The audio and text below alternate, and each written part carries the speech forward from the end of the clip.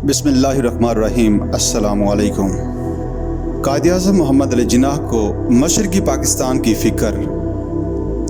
सामीन बानी पाकिस्तान कायद-ए-आज़म मोहम्मद अली जिन्नाह के तज़किरे के सिलसिले में हम इन अंग्रेज़ अफसरों का ज़िक्र कर रहे थे जिन्हें क़याम पाकिस्तान के बाद पाकिस्तान में खिदमात अंजाम देने के लिए रोका गया था। कहा जाता है कि 13 अगस्त को रियर एडमिरल जिफोर्ड ने पाकिस्तान की छोटी सी बहरी फ़ौज की कमान संभाली।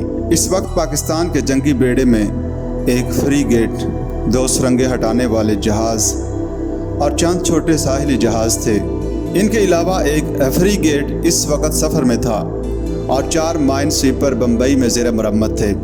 कराची में 2 साहिली अड्डे भी थे, लेकिन वहाँ ना रसद थी, ना गोला बारूद, ना जहाज़ों की मरम्मत का सामान था, ना बेड़े के इंतज़ाम के लिए कोई सहूलत मुयस्सर थी। मुसन्नफ़ लिखता है, बहरी फ़ौज में सिर्फ 2 पाकिस्तानी अफराद ऐसे थे जिनका तजुर्बा 8 साल से ज़्यादा था। पाकिस्तान कायम होते ही इसकी बहरी फ़ौज की तश्कील व तोसी का काम शुरू हो गया। कराची में इसका मरकज़ कायम किया गया और इसके लिए अफसरों और मातहतों का अमला मुहैया किया गया।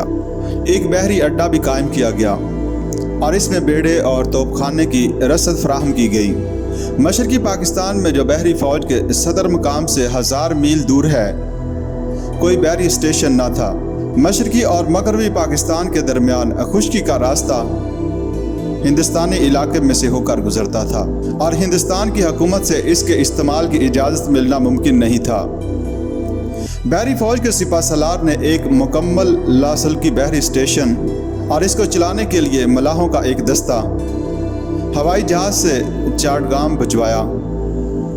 कुछ अरसे बाद वहाँ एक मुस्तकिल बहरी अड्डा कायम हो गया। एडमिरल जिफोर्ड 5 साल तक पाकिस्तान की बहरी फ़ौज के सिपाहसालार रहे। इस दौरान में उन्होंने इस नई मुमलकत के लिए खासा मजबूत जंगी बेड़ा तामीर कर दिया। जब वो सुबकदोश होकर वतन वापस जाने लगे तो उन्होंने कायद-ए-आज़म के मुतल्लक अपनी एक याददाश्त छोड़ी। इसमें वो लिखते हैं, मिस्टर जिन्नाह यकीनन बहुत बड़े इंसान थे। क़याम पाकिस्तान के वक़्त वो मुसलमान अवाम में करीब करीब एक देवता का रुतबा हासिल कर चुके थे, लेकिन वो कोई फितना अंगेज़ और शोरश पसंद लीडर ना थे और उन्होंने कभी अवाम के जज्बात से खेल कर अपना मतलब निकालने की कोशिश ना की। लियाकत अली खान की तरह वो दूसरों से जल्द बेतकल्लफ भी ना होते थे।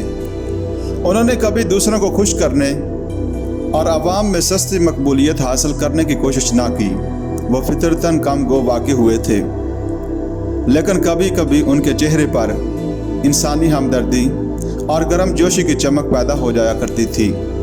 खुशामदियों से उन्हें नफ़रत थी। इस ज़मन में मुझे पहले यौम आज़ादी का एक वाक़या याद आता है। एडमिरल जिफोर्ड लिखते हैं, पाकिस्तान की हुकूमत की रस्म इफ्तिताह के बाद लॉर्ड माउंटबेटन दिल्ली से वापस जा चुके थे और कायद-ए-आज़म अपने चंद पाकिस्तानी दोस्तों के साथ गवर्नमेंट हाउस में मौजूद थे।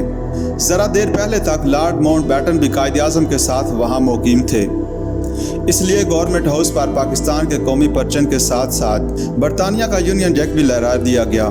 कायद-ए-आज़म को खुश करने के ख्याल से उनके किसी अजीज़ ने कहा कि वासराय अब पाकिस्तान से रुखसत हो चुका है, यूनियन जैक उतार लिया जाए। इस पर कायद-ए-आज़म ने बड़ी सख्ती से कहा, परचम उतारने का मुनासिब वक़्त बाद मगरब है। कायदे की रूह से इससे कबल परचम उतार दिया जाए तो ये गलत होगा। मुझे अभी अभी गवर्नर जनरल मुकर्रर किया गया है और वो फरमान जारी किया गया है जिसकी रूह से पाकिस्तान मार्ज़ वजूद में आया है। हमें वही करना चाहिए जो कायदे और कानून की बात है और बिलावजा जज्बाती नहीं होना चाहिए। एडमिरल जिफोर्ड को मालूम था कि कायद-ए-आज़म का बहरी फ़ौज से ख़ास लगाव है और बहैसियत गवर्नर जनरल कायद ने बहरी फ़ौज का मुआयना बर्री और हवाई फ़ौज से पहले किया था, क्योंकि वो समझते थे कि ये मशरक़ी और मगरबी पाकिस्तान के दरमियान वाहिद राब्ता है। शुरू में कुछ अरसा जिफोर्ड को ये अंदेशा रहा कि पाकिस्तान की वजारत ख़जाना बहरिया के लिए इन 2 तबाकुन जहाज़ों के लिए रकम देने से इनकार न कर दे जो एडमिरल को अपने बेड़े के लिए फ़ौरन दरकार थे। एक रोज़ उन्होंने अपने इस अंदेशे का इजहार कायद-ए-आज़म से किया। कायद-ए-आज़म ज़ाब्ते के सख्त पाबंद थे اور شاید کسی اور معاملے میں وہ وزارت خزانہ کے دائرہ اختیار میں دخل دینا پسند نہ کرتے، لیکن بحری فوج کی بات کچھ اور تھی۔